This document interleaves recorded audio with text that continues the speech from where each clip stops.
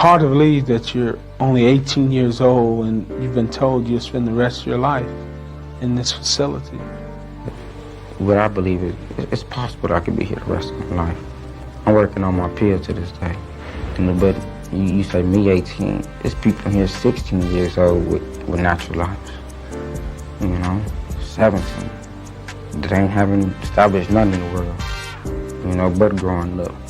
And they stuck in here with a natural life, It needs to change. Something has to change.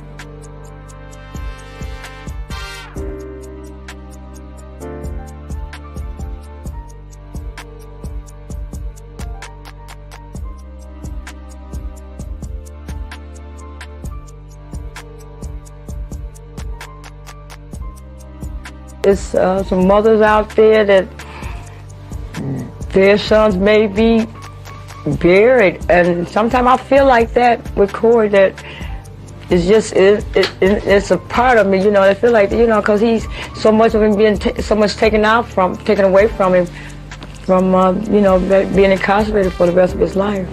Sometimes you feel like he's dead?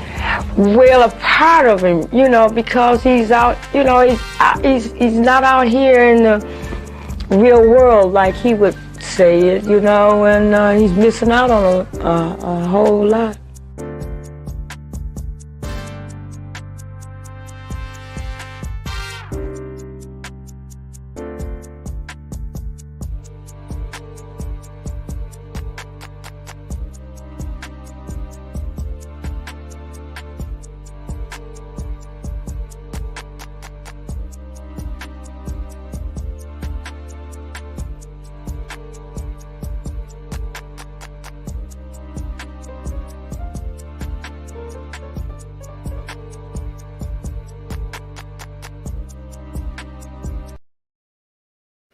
What's going on, everybody?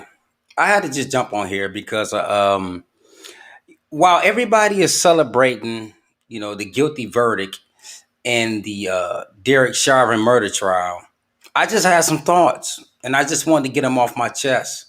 And I've been watching a lot of reactions on Twitter. I've been watching a lot of reactions on Instagram, and I'm having mixed emotions about everything that's going on.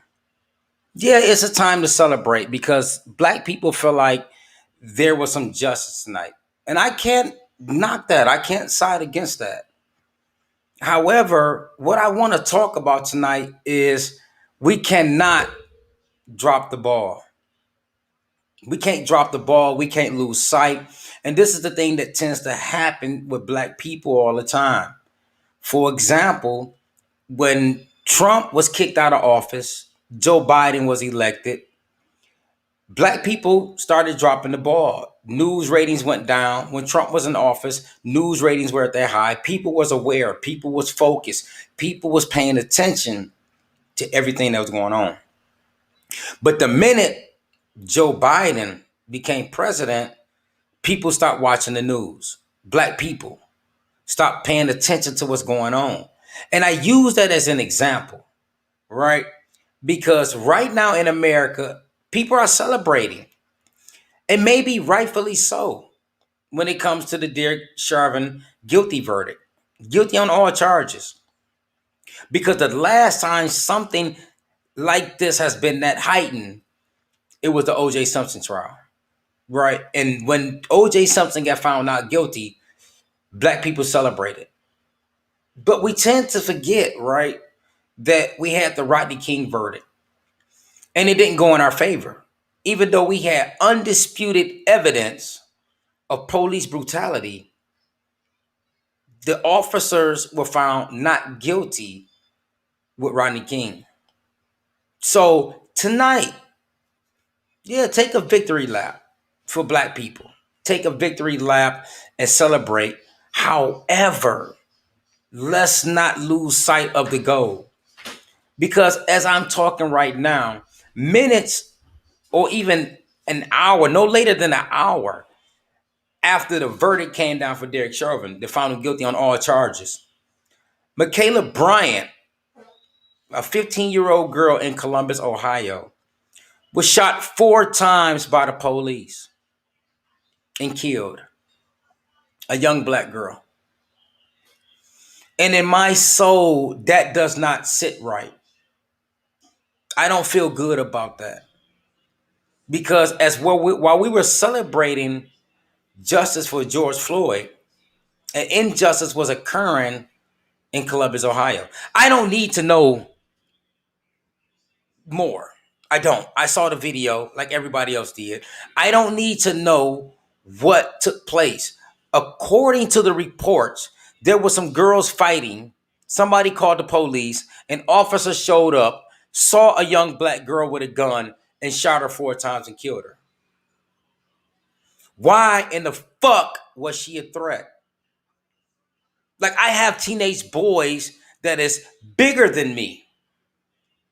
And I know I can take them down to the ground when I want to. Like, this is what's going on in America right now, to where it's a war going on. I'm just going to be blunt. It's a war going on. With black people, there's a war going on within the community, and there's a war going on outside the community.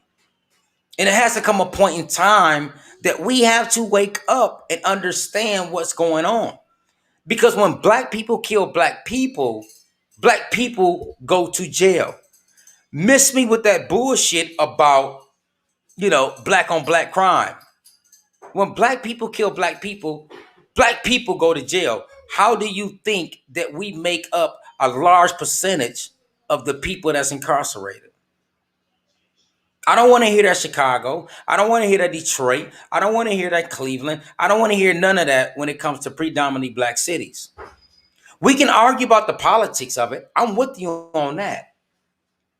But miss me when y'all get to talking about black on black crime. Because black people go to jail. Our issue when it comes to the police departments is that they get off. Like right now in America, we got Dante Wright, a 20-year-old that was killed by an officer who thought that she grabbed her taser, but yet she grabbed her gun. Now, I said it on Correct the Felon podcast last week that there is a difference in between the weight of each one. And if you look at the video, you can see that the black gun is pointed.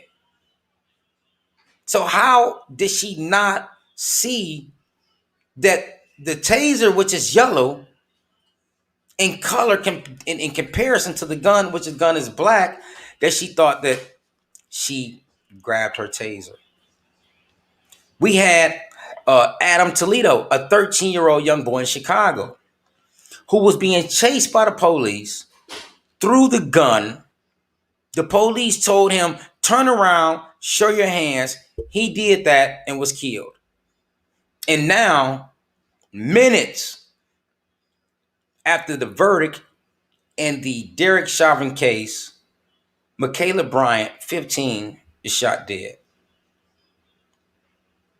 Like, you have to be a sorry son of a bitch to think that that's justifiable. I wouldn't give a damn what she had in her hand. At one point in time, throughout this confrontation, or when the officer saw it, there's logic and reason that has to be applied. I've been in situations where people had guns drawn and was able to convince them to put the guns down. I'm a black man in America. I'm not trained in that area of de-escalation. My logic and reason kicks in, and I know how to talk to people.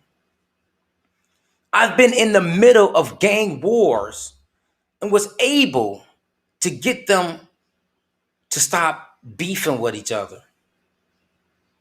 So if I'm able to do that, why in the hell is the police not? When they're trained for this, when they're trained for these kind of situations. Once again, I'm a firm believer.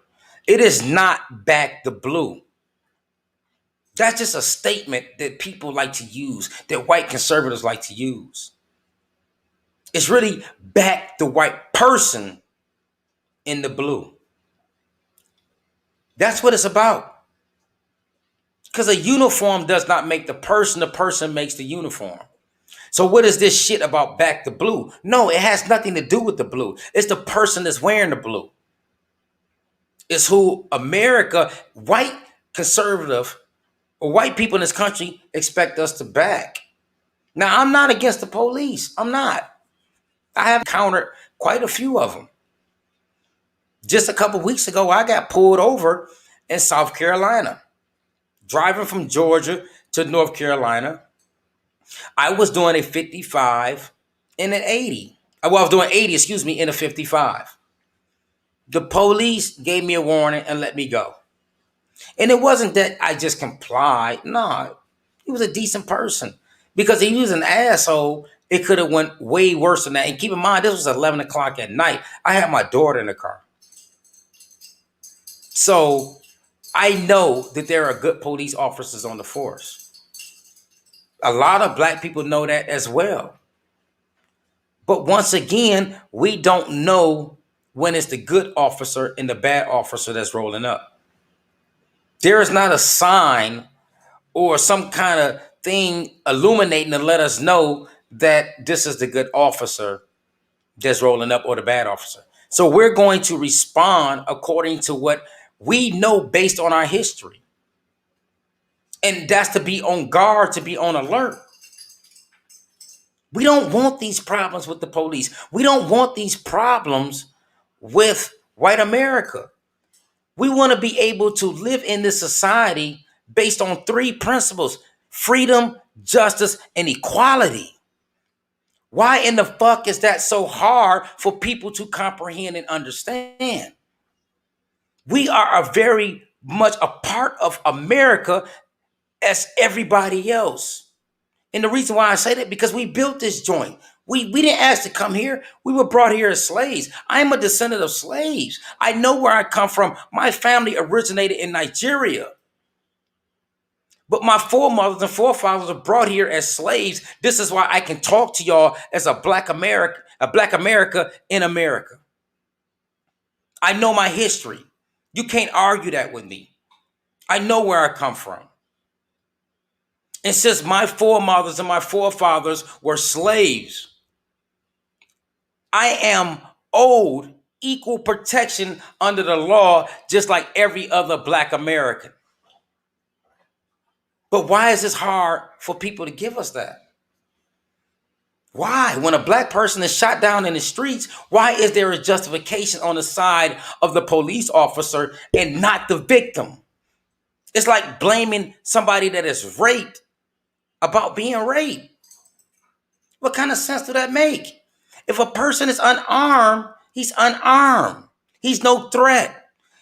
If a person is running away from the police and shot in the back 4 or 5 times, I don't give a fuck what his history is. He was trying to get away. He was not a threat.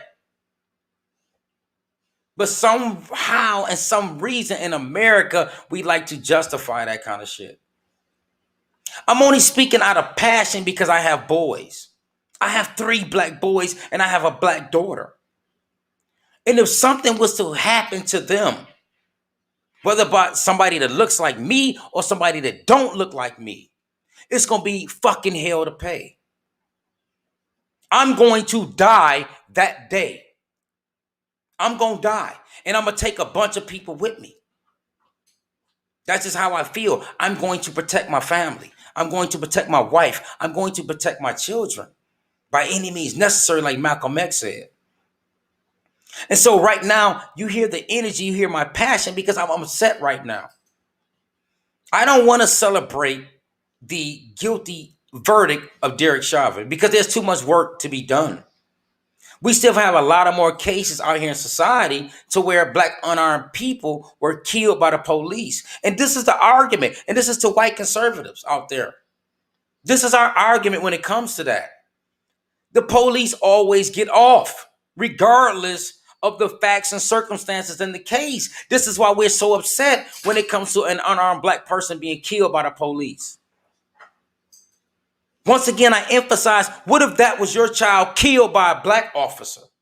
Would you feel the same way? Would you back the fucking blue if your white child was killed by a black officer?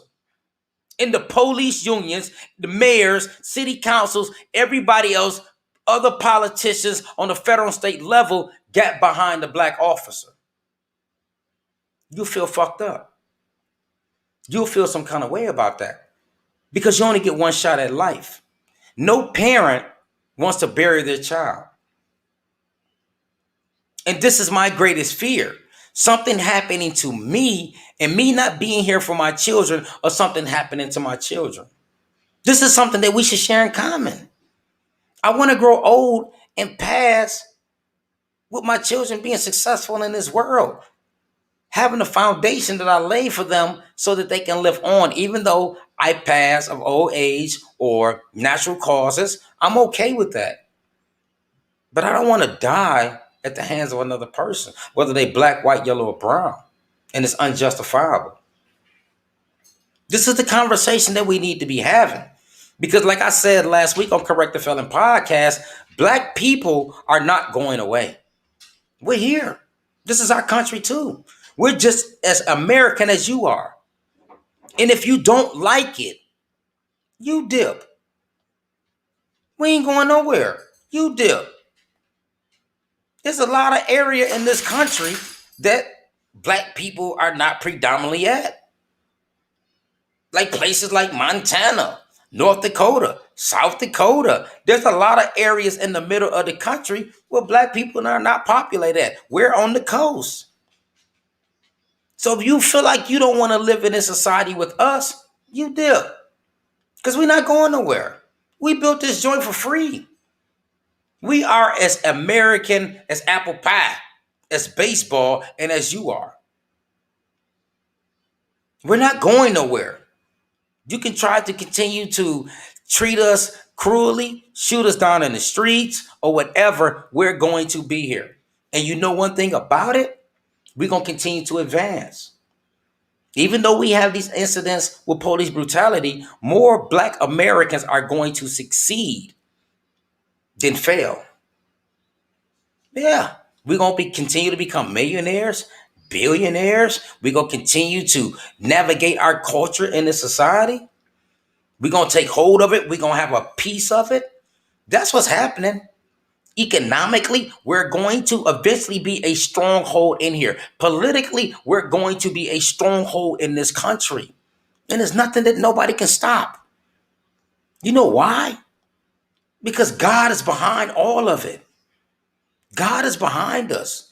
There's no people on the face or in the history of the planet Earth that has suffered like black people. And the fact that we are still here should let you know something. We ain't going nowhere. You can't destroy us. We can't destroy ourselves. There's a specialty. There's a love of God that is around us. So it's either get on our side or deal with God about it. If I'm not mistaken, I think it's Thomas Jefferson who said it best. He said he trembles when he thinks of God being a just God and the injustice to being served by black people. He cannot sleep on that for too much longer. I'm paraphrasing a little bit, but that's it. You can go look it up. I'm speaking facts. I'm speaking real shit. And I'm speaking from passion as a black man in America who is doing the right thing. I'm a convicted felon. I don't run from it. I don't hide from it. I let it be known. I got convicted of a felony when I was 18 years old. I'll be 44 this year. I have not gotten in trouble since then. But if something happened to me, the first thing that people will say, oh, he's been to prison. He's been convicted of a felony. They're going to look past the fact that I've been a husband for 9 years. Yes, a husband for 9 years. Going on my 10th year. They're going to look past the fact that, I've been raising my family. I didn't have my daughter out of wedlock. I have 3 stepsons, just to be correct. But my biological daughter, I got married before I had her. They won't look at that. They won't look at my motivational speaking back in my home state of Flint, Michigan. They won't look at the work that I've been doing in the community just because it's not publicized. Just because it's not put all over Instagram or Twitter. But before COVID, I go into the detention centers and speak to the young boys. I catch them on the corner and talk to them. I try to mentor them, right? That'll look past what the fact that I've been to prison would just be justified for my murder, especially at the hands of a police officer. And that's sad that that's the reality in which we live in. But I'm here to tell you there's a lot more people like me. We're going to do great in this world. We're going to establish ourselves as American citizens, whether people like it or not. We're going to do that. And if you have a problem with that, then I suggest you find somewhere else to live. Because we're not going nowhere. We're going to be in the metropolitan areas. Yeah, we're going to be there. We're going to be in D.C. We're going to be in New York. We're going to be in Detroit. We're going to be in L.A. We're going to be in Atlanta. We're going to be in Miami, Houston, wherever the majority of the populations are at. That's where we're going to be. And if you don't feel like you want to live in a society with us, deuces, you leave. I'm pretty sure you're more in tune with your heritage than we are. Our shit done got all mixed up since slavery. Shit, Thomas Jefferson might be my fucking great-grandfather. I don't know. Or somebody else in my family, extended family. We don't know unless you research it. But once again, we are a part of this fabric of this nation. America is ours just like it is yours. And until you come into that realization, you're going to always have a problem. But the thing is this here, we're multiplying. I don't know nobody that does not have at least 4 children compared to white counterparts who have 2. So we're always going to double it. The country is getting browner. You can't stop it. You can't. That's God's plan. You need to take that issue up with God if you have that big of a problem with the country becoming dark. Now, illegal immigration, that's a different story. We could talk about that politically. But black and white people in this country, listen, this is both ours. It's not just yours. When you talk that talk, taking our country back, taking it back from who? Right? We feel the same way. In actuality, we got more in common than we have disagreements. The fucking government is the problem. Whether it's the federal, the state, or the local, it's the problem. If we can get on that one accord, we can live in peace with each other. But you know what, though? You don't like that when the government is a problem for us. Oh, let me take that back, when it's a problem for you. But as long as it's a problem for us, it's just comply or die. Right? That's okay. But yet we share the same common enemy, which is state, local, and federal governments. They're the ones that's fucking us all over. But because you're looking at me because I look a little different, my skin is darker, I got dreadlocks, I may talk with slang, I may wear hoodies, I may wear gold chains. I'm different from you. I like rap music. You know, I like to go to strip clubs. I like to see the girls twerking. That's part of my culture. And the reason why it's part of my culture, because we had to develop one of our own. It was robbed from us. It was taken from us. So we developed one of our own, which is hip hop culture. But the thing about hip hop culture is your culture, too. It was developed in America. Why do people in China and across the world accept the culture more than you when it was born over here? Hip hop culture was born in the Bronx, New York, a place where you're from. But yet people in China, Afghanistan, Indonesia accept the culture more than you when it's American culture. The reason why you don't accept it like that, because you didn't create it. It's okay. You know, but it's still American culture, still part of the history. Right? So this is my message. And I'll end it on this note right here. I just saw not too long ago Candace Owens. I know Candace Owens is big in white conservative talking space. Candace Owens don't speak for black people. No, not at all. I don't give a fuck how much you agree with her and what she says. That don't apply to black people. She is not one of us. I'm saying it just like that. She is not one of us. She does not have the same experiences. Candace Owens does not have the same likeness of us. She don't even like us. Because if she did, she'd be part of the culture instead of trying to bash it. Like when it came to George Floyd, first thing she keep talking about was his criminal history and his drug abuse. But should he have died over a fucking misdemeanor? Taking a counterfeit bill to a store is a misdemeanor. What's more important, the misdemeanor or the life? Talk to me. What's more important? Life or the misdemeanor? I've seen white people get mad more over dogs dealing with Michael Vick than fucking human life. What kind of shit is that? So y'all mean to tell me that a fucking dog is more important than a human life?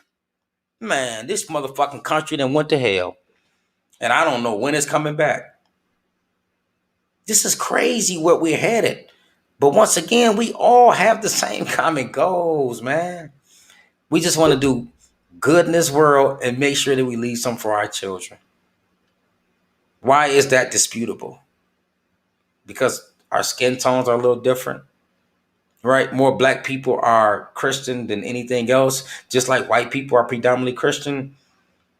We share the same religion.